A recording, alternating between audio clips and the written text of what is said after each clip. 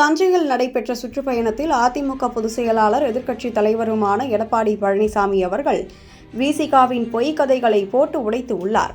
திமுக கூட்டணியில் இருந்து கொண்டு திமுகவிடம் அதிக சீட்டுகளை வாங்குவதற்காக அதிமுகவை வைத்து விசிக அடையாளம் தேடுவதாக குற்றம் சாட்டியுள்ளார்.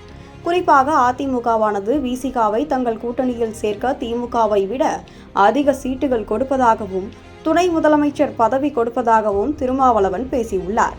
இதற்கு பதிலடியாகத்தான் தற்பொழுது எடப்பாடி பழனிசாமி அவர்கள் தஞ்சையில் பேசும்போது நான் அப்படி சொல்லவே இல்லை என்றும் அதிமுகவை வைத்து விசிகாவானது அடையாளம் தேடுகிறது எனவும் பகிரங்கமாக போட்டு உடைத்து உள்ளார். நாம என்றைக்கு பாரதிய ஜனதா கட்சியோட கூட்டணி வச்சோமோ அன்றையிலிருந்து அவரு மட்டும் இல்ல, அவர் கூட்டணி இருக்கின்ற கட்சியெல்லாம் சால்ரா போட்டு தினம் ஒரு பேட்டி, ஏன்னா விடுதலை சிறுத்தை கட்சி ஒரு பேட்டி. இன்னைக்கு பாத்தீங்கன்னா எடப்பாடி பழனிசாமி எங்களுக்கு துணை முதலமைச்சர் கொடுக்கறாரு, நிறைய சீட்டு தரனாரு. எங்கேயா சொன்னோம்? நீ எங்களை வச்சு அடையாளப்படுத்தாத. கொஞ்சம் கொஞ்சமா திமுக உங்க கட்சி சாப்பிட்டு இருக்குது. இன்னும் கொஞ்ச நாள் விழுகிரும், திமுக விழுகிரும்.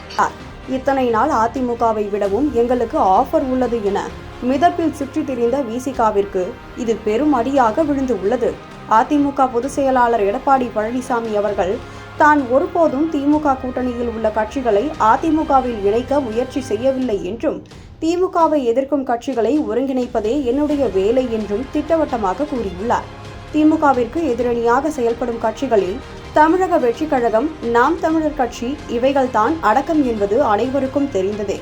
எனவே இனிவரும் காலங்களில் அதிமுகவின் கூட்டணி பேச்சுவார்த்தை திமுக கூட்டணியில் உள்ள கட்சிகளை சார்ந்து இருக்காது என எடப்பாடி தெளிவுபடுத்திவிட்டார். இதேபோல் சமீபத்தில் கம்யூனிஸ்ட் கட்சிகளையும் அதிமுக பொதுச் செயலாளர் எடப்பாடி அவர்கள் விமர்சித்து இருந்ததும் கவனிக்கத்தக்கது.